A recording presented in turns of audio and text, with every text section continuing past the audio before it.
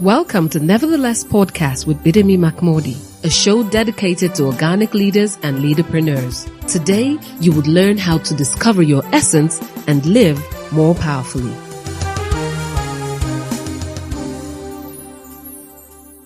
Hello there.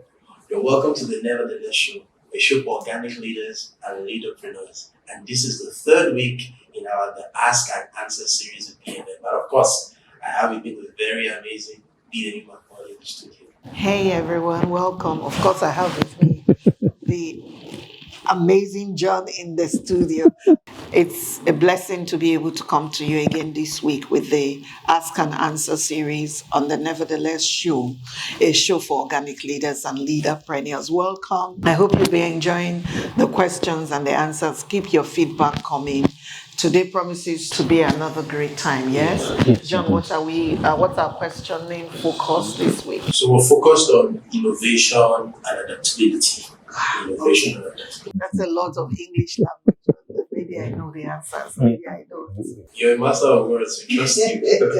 Okay, so the very first question that I want to ask is, how do you foster a culture, of innovation and adaptability, both in your personal life and your ministry? Why we're asking this, there's a tendency for you to plateau, like you said. So how do you put a culture around you consistently innovating and improving?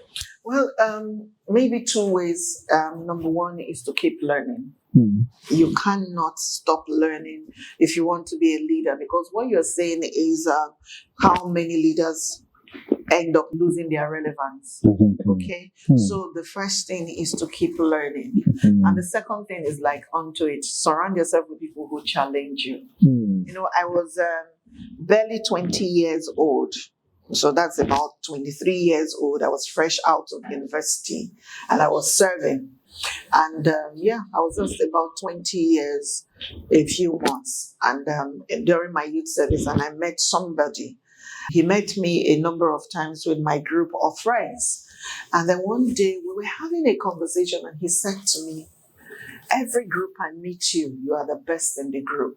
I think he was trying to pay me a compliment. But then when I got home that day, I sat down and I said to myself, that means you're not going anywhere. Right. If every group you find yourself, you are the best, you are already picked. There's nowhere you are going. And at 20 years old, I made up my mind that I would always belong in a group where people are better than me in one thing or the other. You know, I would not be overly intimidated, not to open myself up to people who know more than me. And as I've done that, I know I've gone on that journey. I've come to the place where learning new things is a joy for me. And I can learn from anyone. I would say anyone. If you have been following the Nevertheless Show a long time, when I talk about learning and teachability, I've given the example before that. John, I don't think you've tasted my jollof rice before, but I cook a mean pot of jollof rice. I promise you, there was a time when cooking was my thing. My friends would send messages, to beg me or ask me when next I'm going to make that pot of jollof rice. Yes, so I cook really good jollof rice. But I learned how to make that jollof rice from my house help. Many, many years ago. It was my house help. I remember her name clearly. Her name was Kudi. Kudi was the one that taught me how to make jollof rice like that. Wow. So even in the tiniest details, you said. So it doesn't matter who it is. If you know what I don't know, I'm willing to learn.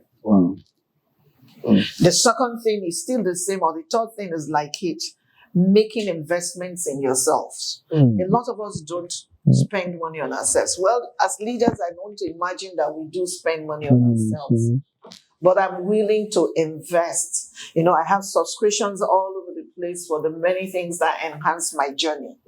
I'm willing to get on a call with someone who sends me a message to say, something I've reviewed. We went through that song and danced with someone, who said he had reviewed my YouTube, pointed out all the things that we could do to get better. I would engage with you. I'm not intimidated with what you know. If I don't know it, I don't know it. I don't know it. That's very true. So what's the big deal? So adapting will come from knowing what you don't know. So if you know what you don't know, then you make the right investments in learning so that you can bridge that gap. And the easiest way to do it without intimidation is to surround yourself with people who are constantly improving themselves. So they always have headroom. We're talking about AI now. My coach is older than me. She has mastered AI. Those are the kinds of people I roll with. They are forever willing to learn stuff. So if they are willing to learn something, that may not be my own comfort zone, or learning AI at the level she's learned it and perfected is not something that I aspire to. But in the basics, so that I know how to incorporate it to the things that I'm doing as a leader, she's taught me, and she's going to teach me some more in the course of this year. Do you see that? So surround yourself with people who know what you're doing. And if you surround yourself with people who know what they are doing right now, and then you are willing to learn, you would always adapt. Yes. That's a powerful response. The crowd that I roll with determines my own outcome. Yes. So I want to ask you another question. In your own journey, has there ever been a point where you were able to quickly adapt and it bode well for your own business? So we've talked about this, right? The pandemic. For me, preparing for the pandemic started in 2012. 8 clear years before the pandemic ever hit. How did you know? I did not know, but I prepared anyway. So in 2020, in January of 2020, we were in South Africa, myself and my coach. When we at the tail end of our journey, she bought me a gift. And this gift was a podcasting machine. And she brought it to me and she said, before we go, I'll teach you to use it. Because I didn't know how to use it. And before we left South Africa, she taught me how to use it. And she made me promise that when I get back to Nigeria, I'll start to podcast. Of course, I made her the promise and I came and I tried a few times. But it's not like today that we have all this noise cancelling stuff and all of that. And I have to wake up in the dead of night to be able to record a podcast. So this is about 2 a.m., 3 a.m. That's what I would do. But at that time of the day when I wake up, my voice drags. So, I'm not as vibrant as I can be in how I sound in my conversation. So I tried for a few times and I stopped. But I put it out there and then I stopped. Then in 2013, I picked it up again. And by 2014, I was podcasting once a week. So yes, now I had momentum and I was going at it. Towards the end of 2014, one day she called me and she said, Facebook now allows you to do Facebook Lives. Then it was audio. She said, you need to get on it quickly. And I said, okay, I'll get on it. But when I tried, they had not rolled out in Nigeria at that point. So I waited. And I kept checking and I kept checking. The very week they rolled out in Nigeria, I was running discipleship classes then. I started to podcast, to do Facebook Lives. And then by 2017, I started CYM. Then it was still audio only, and it was working. Then they moved it to video, and I continued. So because I had been doing that and I knew how to do it, I was investing in the equipment. By the time the pandemic was hit, at least for us in Nigeria, it was about to hit, I heard the Holy Spirit say to me, shut down church. So we shut down church in February. And I told my people, everybody transition to join online because we were already streaming consistently online anyway. So we started to stream online. So we were at that place where we were not trying to figure out which is the head of the phone or the bottom of the phone. What can we use? I already had, investments in data because it was what I was doing. I'd been doing for at least 6 years or 5 years before that time. So it was easy to make that transition. But I think that the biggest adaptability for me was We were stuck at home in that time. You can't even go out. I don't think that there were months that I didn't come out of this house. I'll be in my house, and there was times that in a week I only came downstairs once. Wow. I was in my room. But being in my room afforded me to turn one part of it to a studio. And I started to broadcast at least 4 times daily. Wow. 4 times a day? Yes. I was doing 4 times a day. Before we knew what was happening, in a month, I would serve 300,000 people. Wow. So in that 1 year thereabouts of the pandemic, we were serving. We were busy. We were doing stuff. It was that time I realized that people were at home now, they could listen. Wow. And that was where I started to roll out online courses. And that was the start of the building of Purpose University. Oh, really? Yes. So you find that if you learn, preparation as a leader doesn't begin when you are hit by the thing that needs you to adapt or change. It begins before then. So because I had all of that practice, it was easy to just get in the flow of it. And because of my personality, I'm more introverted than people know. Being in my room to do these things was a device, made it easy.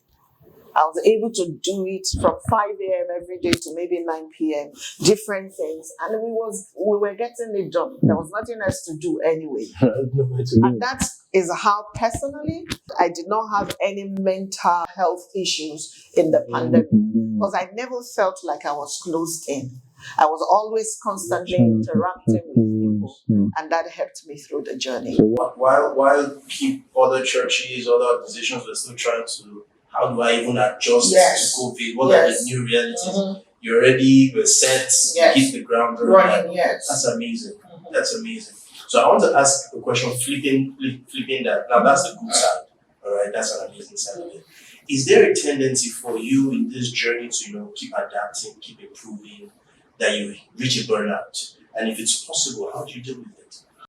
Burnout is real. It's very real. Have I ever reached burnout? Possibly once. But I don't think when I reached burnout that it was so much about all the work I was doing as it was about the season of life I was in. My father had just died, and I just found myself, all the work I had done leading to that point, I just found myself, I couldn't do anything going on. And what I did was, for almost a year, I didn't go to the office. So again, I did my rehearsal for stay at home or work from home.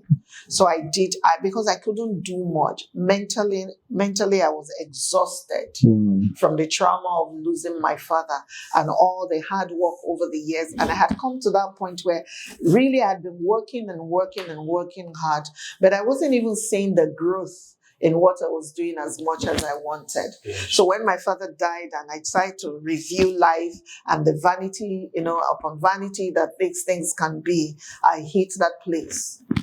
And so for 1 year, I just took time off. I did only those things that I needed to do, that they were the absolutely necessary things for me to do. And the rest I just posted. And maybe because I have the liberty of working for me, and I had raised a team. In that time, my team was working. As a matter of fact, that year was 1 year we earned a lot. Because my team had work they were doing. We had specialized work. Yes, we had specialized work we were doing in that time. And like clockwork, monthly, those jobs were coming and we were getting them done. So people would not really know that I had to step back from it. But in that burnout time, even though I stepped back and I wasn't as active, I spent that time proactively listening because I knew that was a season that something had to change. And that birthed the vision of the last 5 years. So adaptability is great, and burnout is real. But you see, if you get into burnout, it's not peculiar to you. And if you need to take time off, you need to take time off. Take it. You will be better off taking the time off. When you come back, whatever you're doing will still be there. Did everybody stay there waiting for me? Some of my staff transitioned out because they couldn't understand where I was at the time. But it was okay. because they are transitioning out, lowered my wage bill anyway. But we still got work done. And then when I was ready, I got back into the swing of things again. All right. Thank you so much for that response. It's super insightful. You don't prepare for those burnouts when they come. Years before they come, put a structure in place that helps you adjust when that time is, when you need to make that adjustment. We're going to go on a break just now. Okay. And then when we return, we'll continue the remainder of the questions. Please don't go away. We're having fun here. Are you seeking to clarify your purpose and profit from it? Then, get into the Purpose University this year.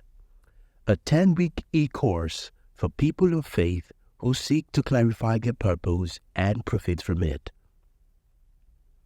The DNA of purpose has been put together to help you understand what purpose is about and discover what your journey of purpose might look like. Register today at yourpurposeu.org, where Bidemi Mark-Mordi would hold your hands to discover your purpose and live powerfully.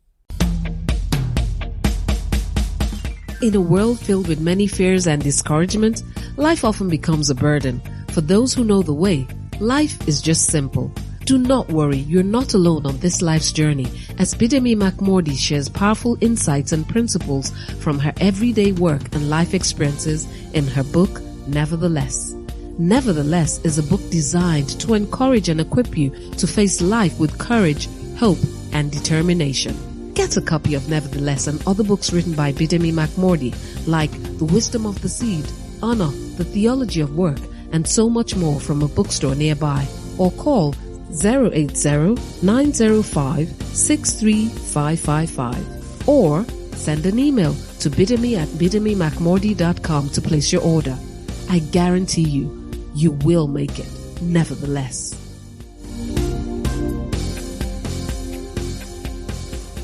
Welcome back to the Nevertheless Show, the show for organic leaders and leaderpreneurs. And we've been talking about how to deal with adaptability and how to deal with innovation. I've been asking some interesting questions. And before we went on the break, I asked my very amiable, you see, I'm very happy, Bidemi Mark-Mordi, a very interesting question. And she was answering about burnout. So I want to ask, now that is anticipating burnout and dealing with it. Now, how about the person who is at that stage of burnout? Not just at that stage of burnout, it's even affecting their life, their work-life balance, they are dealing with other people. How do you take a break? Take a break. Yes, in anticipating, you ought to put systems in place. If you put systems in place, it is easier to take a break. But even when you don't have enough systems or you have no systems in place, I promise you, it is better to take a break and come back to it than to continue to try to run with an empty fuel tank.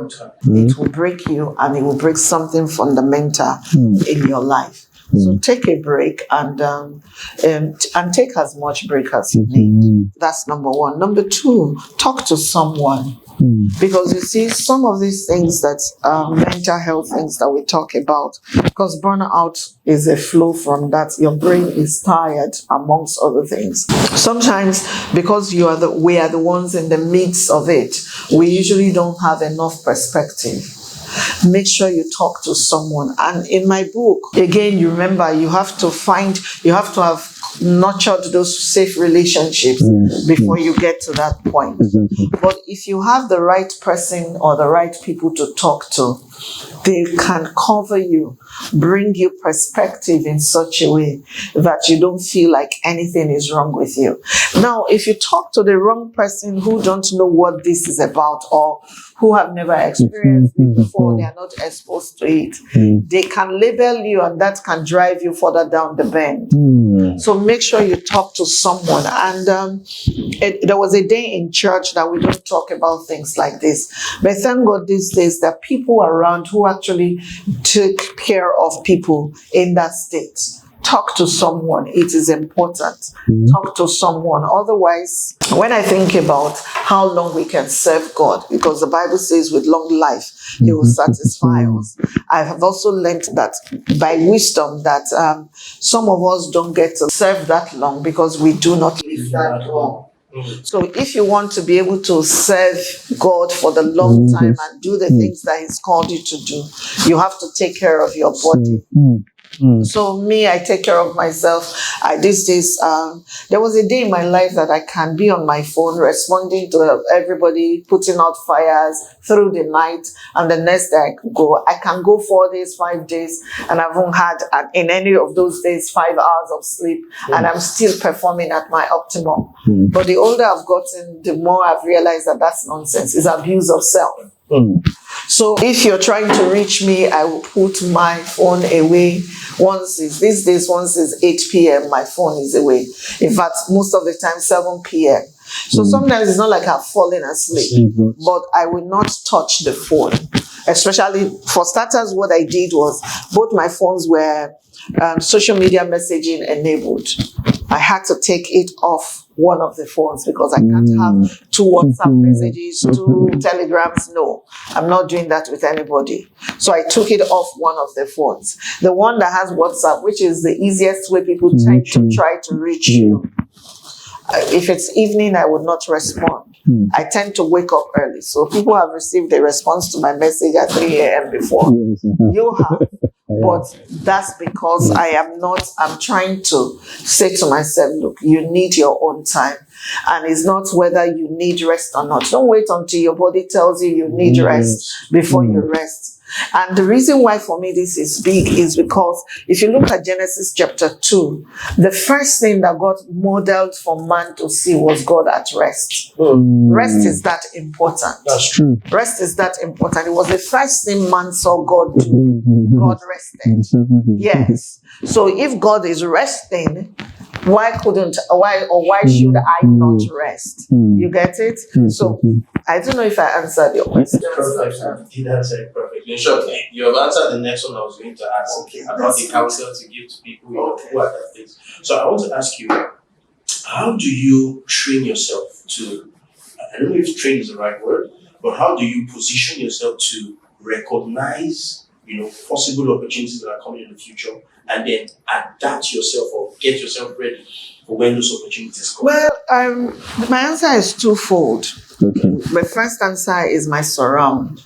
Because most times the people around you see more of you, know more about you than you know about yourself. You just can be very confident in what you can do and the things you've been empowered to do. But if you have the right eyes around you, they see things about you that you may not even dare to see. For my own surround, my husband is one of them. My husband, from when I didn't know I would be hiding under the table like Gideon, my husband will stand and say to me, "You're a very powerful woman. Just wait until that day comes." People will come from all over the world to listen to you. So we all need those kinds of people. I have a sister who was, up to tomorrow, she'll say to me, when I'm still trying to play small, she would, every time she gets to talk to me, she tells me, she said, "You're playing small, but a day will come you can no longer play small." She said, because you're too consistent and the things you have agreed to put your hands on, you're good at them. So after some time, you will not, even if you wanted to play small, you cannot. You're small. Yes. And then I have my coach who is on the cutting edge of many things. So because my coach is always watching for the trends and she has my back, when she notices a trend that I should be on, she will send me a message and say, "Have you gotten on this yet?" I'll say, "Oh, maybe I've heard about it. No, I'm still contemplating." She says, "Get on it now." So you find that people, and then if you're teachable, it makes it easy for all these people to be able to speak into your life. Because if you're like a brick wall, every time they make suggestions, you never take them. After a while, people don't bother anymore. But when they see that you are teachable and you're willing and you are open, they keep coming to, because 80% of the time, this information and these things they say to you, they don't need it for themselves. So it's in their mind. Without you, it's useless information flowing in their space. But when they commit it into your hands and you embrace it, it becomes powerful information that can change your own trajectory and your life. Wow, that's powerful. That's really powerful. So you've shared with us how that, first of all, you need to surround yourself with people that see the potential in you. So that's on the internal side. And then also people that are abreast of the things that are possibly going to happen very soon on the external side. That's really amazing. So we're almost getting to the tail end. And then, of course, let me add this: make sure you are pals with the Holy Spirit. The Holy Spirit can tell you things that you will not even know He told you until you've acted it out, and then you look back and you're like, "That's what the Holy Spirit was telling me." Yeah. So we have an advantage as believers. Holy Spirit will always tell you. So make sure you're His friend. Yes. Okay. Well, I would have loved to ask a question on that, but should I ask? Can I ask? Okay. So I wanted to ask, how do dealing with the Holy Spirit? How do you train yourself amidst all the external noise? Oh, this is what is happening. This is taking over the world. That is taking over the world. How do you still train yourself and say, okay, Holy Spirit, what exactly should I get ready for? By not building a shrine around it. Don't make it a ceremony. Make it a part of your life.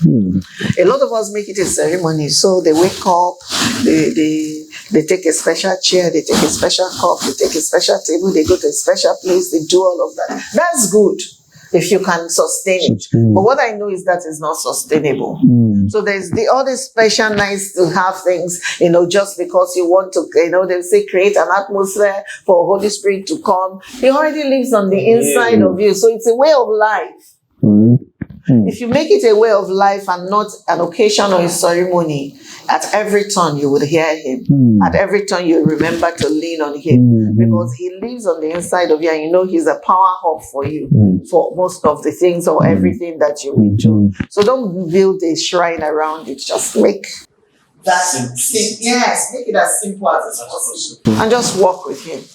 Thank you very much for that counsel. I know that has helped somebody. So, would you have any final counsel for someone who says, "Oh, I would like to be like this woman. She actually took advantage of COVID," and how is there any counsel you can give to somebody? Say, okay, this, do this, and you'll be able to tap into this power. Know what you don't know, and if God will bless you enough to put people in your space to show you what you don't know, be teachable.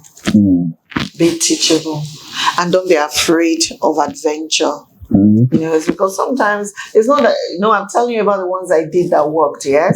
There's some I tried and they did not work. But it's being open to adventure. You just sift and then you find that, okay, this works for me, and you get in the flow of it. I hope I have been useful. Thank you so much. This has been so enlightening and insightful. Thank you very much. Hey, I know you've been blessed by this particular podcast. Please do also leave a comment. Of course, like the stream, share it with your own circle. And then wherever you find this podcast, also leave a comment there. If you want to give us a feedback, I will definitely see it. And do also follow Bidemi Mark-Mordi on all social media platforms at Bidemi Mark-Mordi. Just like that, and you always find out. All right, John. Thank you. We've done really well so far. Thank you, everyone, for joining the Ask, Answer, Nevertheless series. And this time we talked about adaptability and innovation. Next week, let's wait and see what John has up his sleeve. Remember that when you discover purpose, you live powerful. You are stronger than you think you are. There is so much that God would have you do. So go out and be. God bless you, and bye-bye. Thank you for listening to Nevertheless. For more information and resources, call 080-90563-555 or send an email to bidemi@bidemimarkmordi.com. Don't forget, discovering your purpose helps you live more powerfully.